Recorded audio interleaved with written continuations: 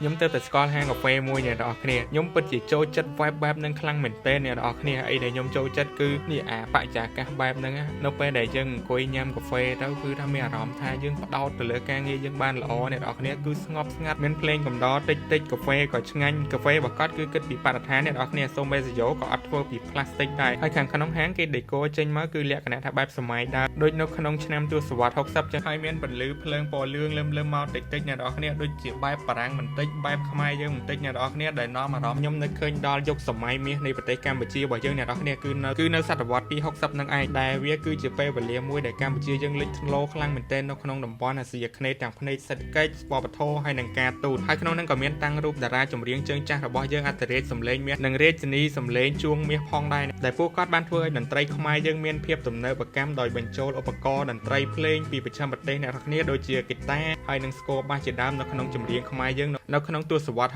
60នឹងឯងបើយើងឡើងមកជាន់ខាងលើវិញក៏មានកន្លែងញ៉ាំកាហ្វេដែរអ្នកនរគ្នាគឺគេដាក់តុឲ្យយើងអង្គុយញ៉ាំកាហ្វេនៅនឹងហើយមានកន្លែងថតរូបស្អាតទៀតផងមើលវីដេអូនេះហើយសេវប្លង់ទុកឲ្យហើយទៅមានប្លង់ថតរូបស្អាតច្រើនខ្លាំងមែនទែនអ្នកដែលចូលចិត្តថតរូបអីគឺថាត្រូវមាច់តែម្ដងហើយ background កញ្ចក់នេះគឺថតរូបចេញមកគឺស្អាតមែនទែនហើយអីដែលពិសេសជាងគេអ្នកនរគ្នាគឺនៅក្នុងបន្ទប់ទឹកកត់ណាគឺអត់មានកដាស់អត់មានអីទេគឺគាត់ដាក់កសែងពុះគោឲ្យយើងជូតដៃហ្មងអ្នកនរគ្នាហើយខ្ញុំអត់ដែរជួបទេនេះលើកទី1របស់ខ្ញុំហើយឃើញគេដាក់ក្នុងធុងសម្រាប់ខ្ញុំក៏ដាក់តាមគេដែរ